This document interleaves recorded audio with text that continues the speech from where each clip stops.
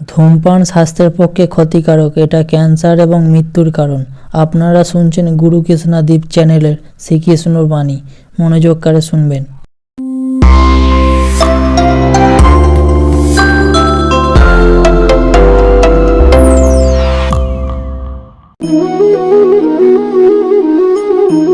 আসুন আজ আপনাকে একটা প্রশ্ন করি।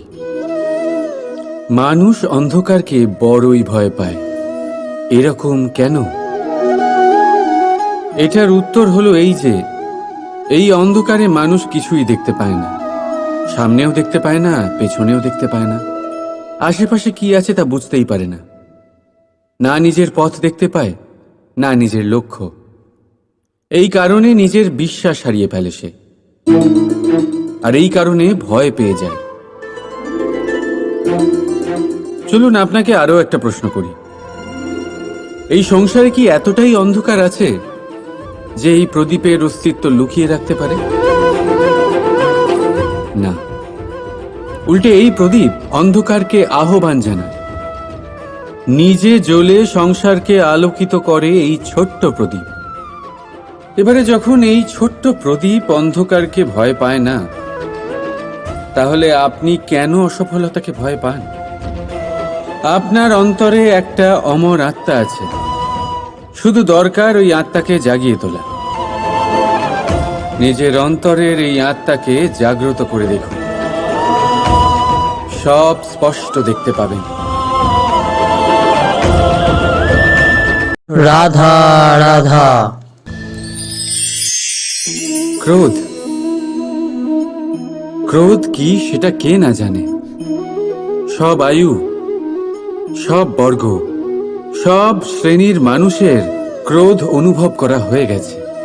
এমনকি কারোর কারোর তো পরিচয়টাই এইভাবে দেওয়া হয় যে সেই ব্যক্তি অত্যন্ত রাগী, এনার থেকে দূরে থেকো। এবারে ক্রোধ কি তা আমরা সবাই জানি, কিন্তু এই ক্রোধ কি করতে পারে সেটা খুব কম লোকে জানে।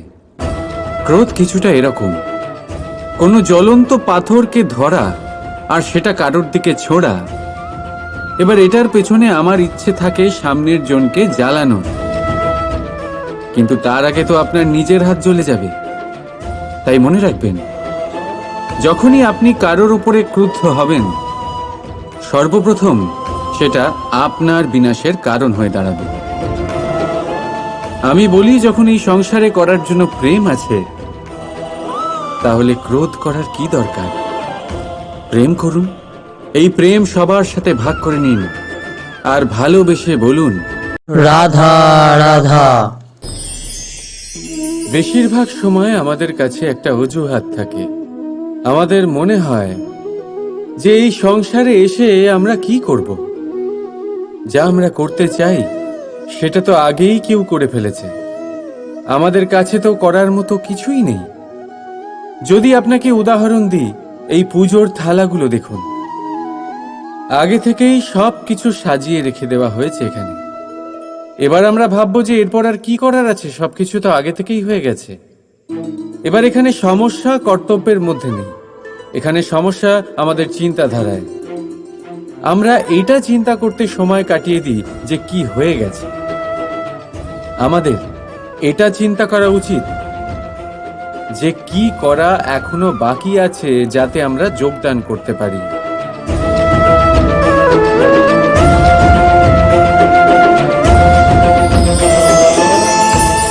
বুঝলেন, সংসারে এমন কোনো কাজ নেই যা শেষ হয়ে গেছে। আপনারা সবাই সেটাকে এগিয়ে নিয়ে যাওয়ার প্রয়াস করতে পারেন। আপনি সেই কাজকে আরো ভালো করে তুলতে পারেন। শুধু দরকার হলো ধন্যাত্মক চিন্তা ভাবনা। রাধা রাধা। अस्तु मा सद्गमे तमसो मा ज्योतिर्गमे মৃত্যুর্মা মৃতম গমে। আপনি কখনো ভেবে দেখেছেন, কালো রং যদি না থাকতো, তাহলে কি সাদা রং আপনি বুঝতে পারতেন? রাত্রের অন্ধকার যদি না থাকতো, তাহলে সূর্য প্রকাশের অর্থ কি আমরা বুঝতে পারতাম?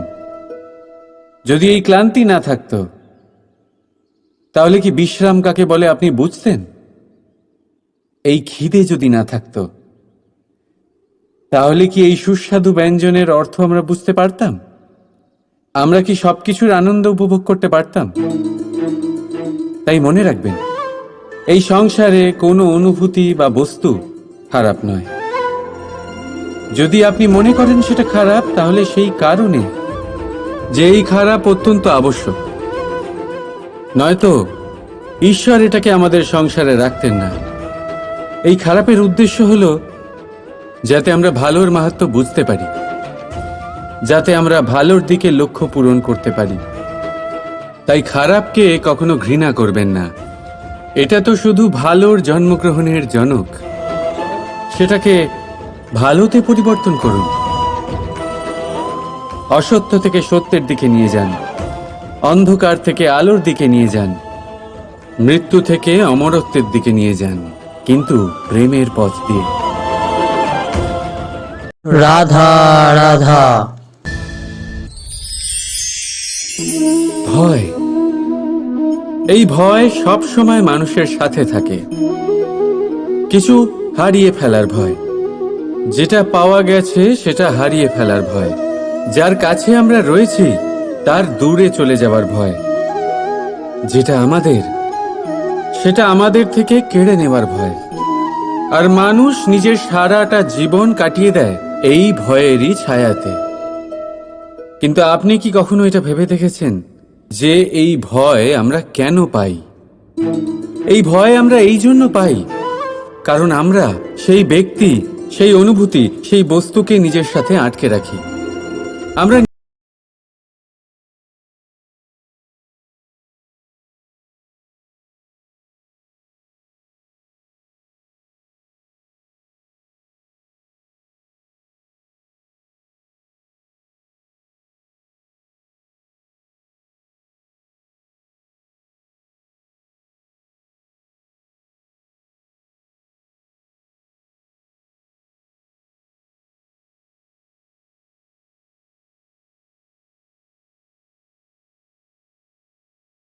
রাধা রাধা। সূর্যের কিরণ কতটা দৈব হয়, তাই না? মনেই হয় না যে এই সূর্য সারা রাত ধরে অন্ধকারের সাথে যুদ্ধ করছে। এই সূর্য প্রতিদিন উদিত হয়, এটা ভুলে গিয়ে যে আগের দিন সন্ধেবেলায় সে অস্ত গেছিল। আবার তার উদয় হয়, সারা সংসারকে সে আলোকিত করে। এটাই তফাৎ আমাদের আর সূর্যের মধ্যে। সূর্য অতীতকে পেছনে ফেলে আগে এগিয়ে যায়। আমরা প্রতিদিন ভোরবেলা উঠি আর সেই একই পুরনো কথা আমরা বয়ে নিয়ে চলি। সেই তিক্ততায় নিজেকে জড়িয়ে ফেলি আমরা। এবারে এই অতীতের সেই সমস্ত ঘটনা আমাদের ভবিষ্যতের দিকে এগোতে দেয়ই না। দেখুন, এটাই কিন্তু জীবন।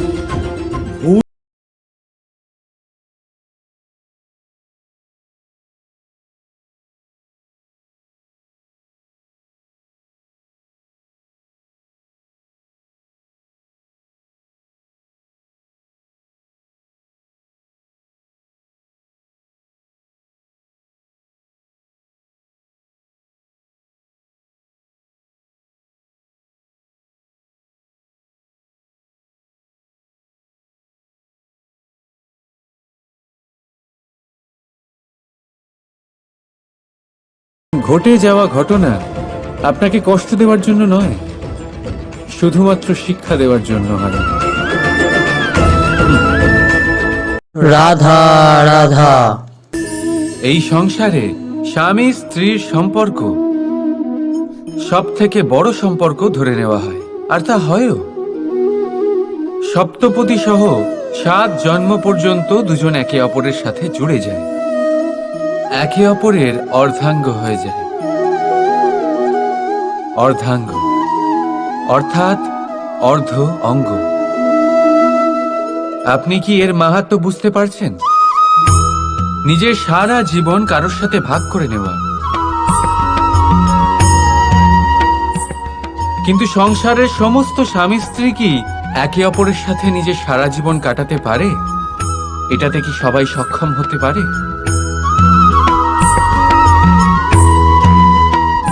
নিজের গোটা জীবন অন্য কারোর সাথে ভাগ করে নিতে গেলে সব থেকে জরুরি কথা হলো স্বীকৃতি, স্বীকার করা। সামনের ব্যক্তিকে স্বীকার করে নেওয়া, তার সমস্ত গুণও তার সমস্ত দোষও। সম্পূর্ণরূপে কোনো ব্যক্তিকে স্বীকার করতে হবেই, তবেই সেই সম্পর্ক বেড়ে উঠবে, তবেই সেই সম্পর্ক আরো সুন্দর হয়ে উঠবে। একে অপরের দোষ বের করা, ওদের ছোট করা, এটা শুধুমাত্র একটাই কাজ করে, কোনো সম্পর্কের জীবনকে নাশ করে শুধুমাত্র। উল্টে এটা হওয়া উচিত যে একে অপরের দোষ জেনে নিয়ে তাদের জানতে না দিয়ে তাদের শোধরানো উচিত, তাদের দুর্বলতাকে তাদের শক্তি বানিয়ে দেওয়া উচিত। এটাই তো প্রকৃতপক্ষে দাম্পত্য, এটাই হলো খারাপের দমন, আর এটাই হলো গুণের উদয়। রাধা রাধা। সম্মান, সম্পর্ক, এই দুই একে অপরের সাথে এমন ভাবে জড়িত যেমন প্রদীপ আর শিখা। কেউ কম নয়, কেউ বেশিও নয়, দুজনের অধিকার সমান হওয়া উচিত। যেমন স্বামী স্ত্রীর সম্পর্ক। এবার এখানে স্বামীর অর্থ স্বামী নয়, বরং সাথী। তার কর্তব্য হলো সাথে থাকা, আদেশ দেওয়া নয়। আর এই সম্পর্ক সহযোগিতার দ্বারা তৈরি হয়, অধিকার দিয়ে নয়। হাত বাড়ালে এটা বেড়ে ওঠে, আঙুল তুললে নয়। যদি এই সম্পর্কে একে অপরের মান রক্ষা করো, একে অপরকে সম্মান করো, তবেই এই সম্পর্ক বেড়ে উঠবে, তবেই এই সম্পর্ক অভিমানযোগ্য তৈরি হবে। রাধা রাধা। প্রেম, প্রেম কি তা সকলে জানে। সামান্য রূপে এই প্রেম আকর্ষণ দিয়ে শুরু হয়, আর এর মধ্যে খারাপ কিছুই নেই। গুরুত্বপূর্ণ কথা হলো এটাই যে এই প্রেমের লক্ষ্য কি। যাকে আপনি প্রেম করেছেন তাকে পাওয়া, নাকি না পাওয়ার জন্যে নিজেকে বিচলিত করে সংসার থেকে মুখ ফিরিয়ে নেওয়া। যদি কেউ এই দুই বিকল্পের মধ্যে একটাকে বেছে নেয়, তাহলে আপনাকে বলে দিই, এই দুটোই প্রেমের অন্ত। প্রেমের আসল অর্থ হলো সমর্পণ, সম্পূর্ণ নিঃস্বার্থ।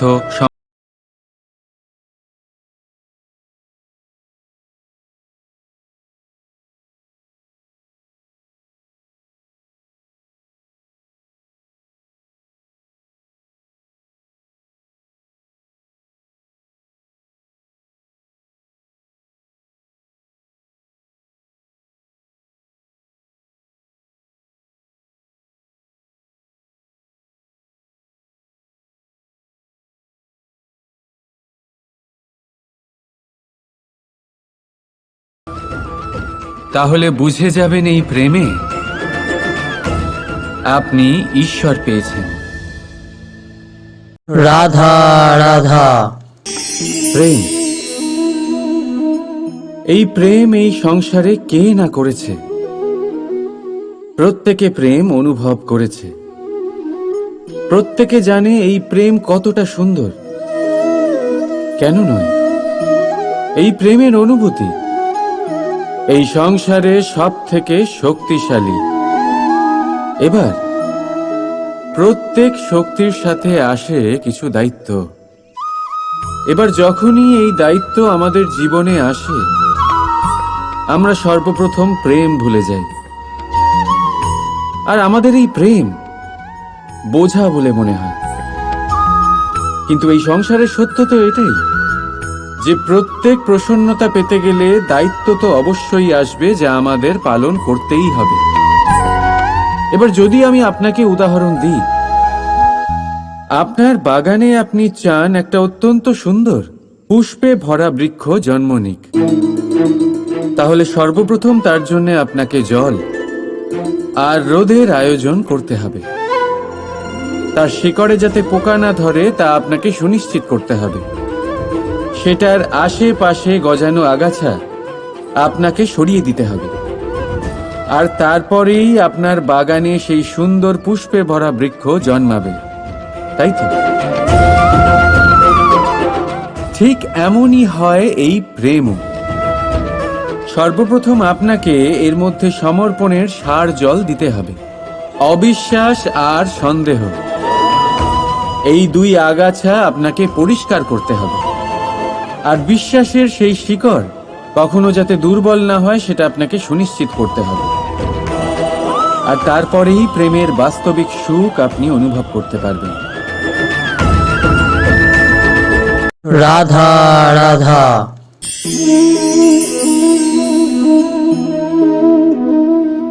কাঁকড় এতই ছোট যে আঙুলের মাঝে ধরা যায়, কিন্তু ভাবুন যে এই কাঁকড় যদি আপনার চোখে চলে যায় তাহলে কত বড় সমস্যা হয়ে দাঁড়াবে। এবারে ভাবুন এই কাঁকড় যদি আপনার পথে থাকে, আপনি পাদুকা পরে বড়ই সহজে হেঁটে চলে যেতে পারবেন। কিন্তু যদি এই কাঁকড় আপনার পা আর পাদুকার মাঝে আটকে যায় তাহলে আপনি ঠিক করে চলতে পারবেন না, যতই সেই পথে ফুল ছড়ানো থাকুক না কেন। তার মানে আপনি বাইরের সমস্যা এবং প্রতিকূলতার সাথে লড়তে পারবেন, ভেতরের নয়। ভেতরের সমস্যার সাথে লড়াই করা ভীষণ কঠিন। সেই জন্য সবার আগে ভেতর থেকে আপনি শক্তিশালী হয়ে উঠুন, ভেতর থেকে পরিপূর্ণ হয়ে উঠুন। তবেই আপনি সংসারের সমস্ত সমস্যার সাথে লড়াই করতে পারবেন, আপনি বিজয়ীও হতে পারবেন। রাধা রাধা। মানুষের মধ্যে একটা বিশেষত্ব আছে, আর তা হলো সে সর্বদাই ভাবে যে সে সবার মধ্যে শ্রেষ্ঠ। সর্বদা সর্বশ্রেষ্ঠ কাজ করতে চায় সে, সর্বশ্রেষ্ঠ পরিণাম পেতে চায় সে। সে সর্বদাই চায় যে সব জায়গায় সে যশ পাক।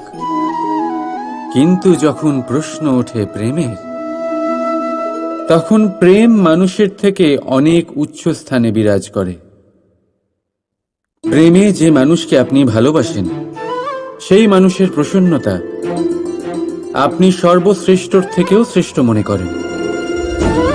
সেই ব্যক্তির কাছে হেরে গেলে মনে তিক্ততা নয়, ঠোঁটের কোণে হাসি আসে। যাকে আপনি ভালোবাসেন তাকে হারিয়ে যদি আপনি জেতেন তবে সেটা জিত নয়, এটা সবচেয়ে বড় হার। তাই সিদ্ধান্ত আপনার। আপনি কি চান? আপনি কি চান প্রেমের জয় হোক, নাকি আপনি চান আপনার জয় হোক? রাধা রাধা। প্রদীপ, এই প্রদীপকে জ্বালানোর জন্য কিসের প্রয়োজন হয়? সলতে, ঘি, আগুন, ব্যাস? না, আসলে বাস্তব রূপে সত্যি এটাই যে এটা জ্বালানোর জন্য বায়ুর প্রয়োজন হয়। বায়ু জানা শুধুমাত্র আমাদের প্রাণদান করে, বরং এই আগুন জ্বালাতেও আমাদের সাহায্য করে। এবারে দেখুন,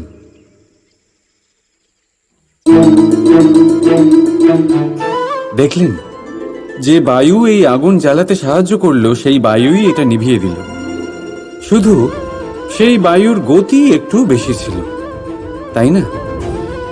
তার মানে প্রতিটা ভাবের, প্রতিটা বেগের একটা সীমা থাকে, যা উল্লঙ্ঘন করা উচিত নয়। সেই সীমা সর্বদা মনে রাখা উচিত।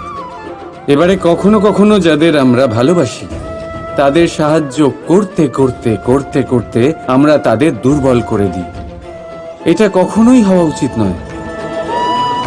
যাদের আপনি ভালোবাসেন তাদের ততটাই সাহায্য করুন যাতে আপনি তাদের প্রেরিত করতে পারেন, নয়তো তা তাদের সাহায্য করা হবে না, এটাই তাদের জন্য অস্ত্র হয়ে যাবে। রাধা রাধা। প্রেম।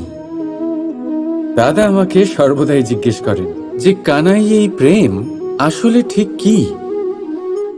মানলাম যে এটা সমর্পণ, মানলাম এটা একে অপরের মধ্যে হারিয়ে যাওয়া, কিন্তু এর অনুভূতি কিরকম, এর অনুভব কিরকম? দেখুন, প্রেম কি তা সম্পূর্ণরূপে বোঝানো কানাইয়ের সাধ্য তো অবশ্যই নয়, কারণ এই প্রেম এতটাই মহান। কিন্তু প্রেমের বিশুদ্ধ অনুভূতির বিষয়ে আমি বলতে পারি নিজের অনুভূতি থেকে। দেখুন, প্রেম হলো সেই রং যা জীবনে মধু ভরে দেয়। প্রেম সেই ভাবনা যা মুহূর্তের মধ্যে মুখে হাসি এনে দেয়। প্রেম সেই ফুল যা মনের বাগান ভরিয়ে রাখে। প্রেম সেই চিন্তা যা মুহূর্তের মধ্যে আপনাকে সংসারের সবচেয়ে সম্পন্ন ব্যক্তি করতে পারে। এই প্রেম হলো তাই যা তপ্ত মরুভূমিতে আপনাকে জীবিত রাখতে পারে। এই প্রেম তাই যা আপনার আত্মাকে তৃপ্ত করে। এই প্রেম হলো তাই যা আপনার মুখে হাসি এনে দেয়, যেমন এখন এই মুহূর্তে রাধা আমার মুখে নিয়ে এসেছে। অদ্ভুত এই প্রেম। তাই আসুন আর ভালোবেসে বলুন, রাধা রাধা।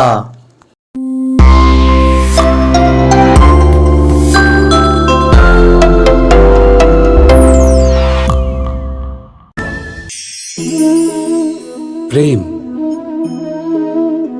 এই প্রেম মানুষকে দিয়ে কি না করাতে পারে।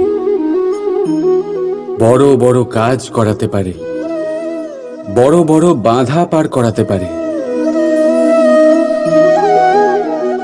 চাইলে মরুভূমিতে কুয়ো খোঁড়াতে পারে, পর্বত পার করাতে পারে, প্রতিটা অসম্ভব কার্য সম্ভব করাতে পারে। কিন্তু যদি আমি এটা বলি যে প্রেম আপনাকে দিয়ে ছলনাও করাতে পারে, তাহলে কি আপনি তা ঠিক মনে করবেন? আপনার কি মনে হবে যে এরকম হতে পারে? অবশ্যই হতে পারে। যেমন আমি ছল করছি এই মুহূর্তে আমার রাধার জন্য, আমার প্রেমের জন্য। আমি রাধার সাথে অনন্ত প্রেম করি, নিঃস্বার্থভাবে প্রেম করি, কিন্তু তাও আমাকে একটা ঠকবাজ, স্বার্থপর, লোভী ব্যক্তি হতে হচ্ছে।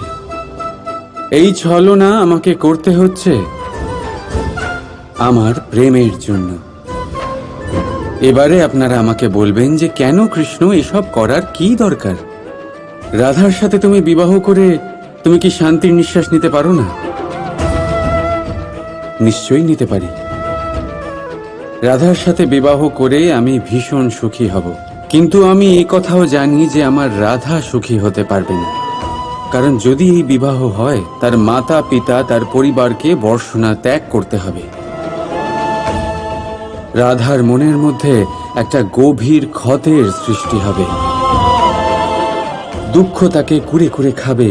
ও এটা মনে করবে, এটা জানবে যে ওর জন্য ওর মাতা পিতাকে এত কষ্ট ভোগ করতে হচ্ছে। এবার রাধার কষ্টকে ভিত বানিয়ে কৃষ্ণ নিজের সুখের মহল কি করে তৈরি করতে পারে? কারণ যাদের আপনি ভালোবাসেন শুধু তাদের ভাবনা নয়, আপনার প্রেমিক যাদের ভালোবাসে তাদের ভাবনার খেয়াল রাখাটাও আপনারই কর্তব্য। আর কখনো কখনো নিজের প্রেমকে উঁচুতে উঠতে দেখতে গেলে আপনাকে নিজেকে নিচে নামতে হবে।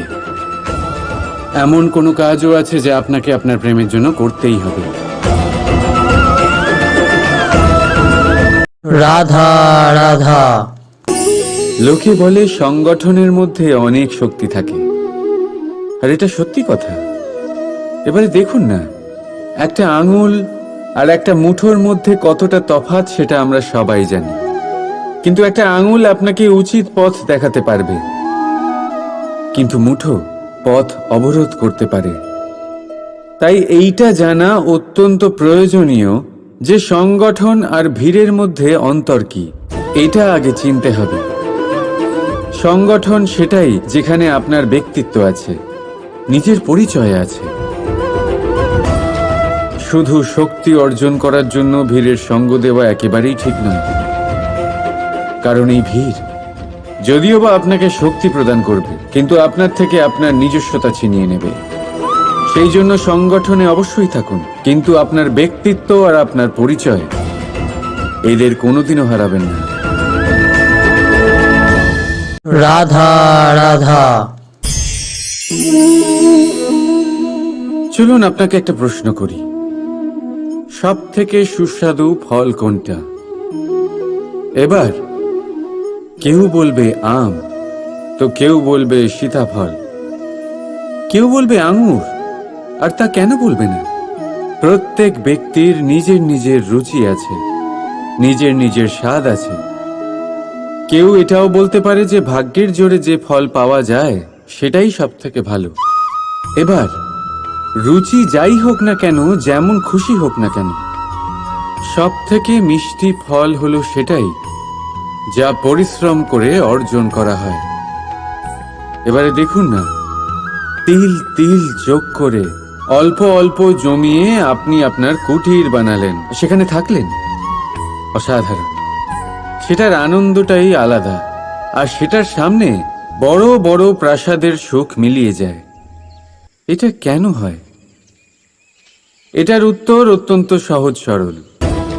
যখন আপনি পরিশ্রম করেন, মানসিক পরিশ্রম করেন, শারীরিক পরিশ্রম করেন, নিজের সমস্ত সময় সেটাতে নিয়োগ করেন, অবিরাম চেষ্টা করতে থাকেন, আর তারপর আপনি সেই ফল লাভ করেন।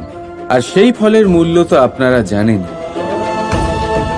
তাই মনে রাখবেন, পরিশ্রম অমূল্য, তাই তার থেকে পাওয়া ফলও তুলনাহীন।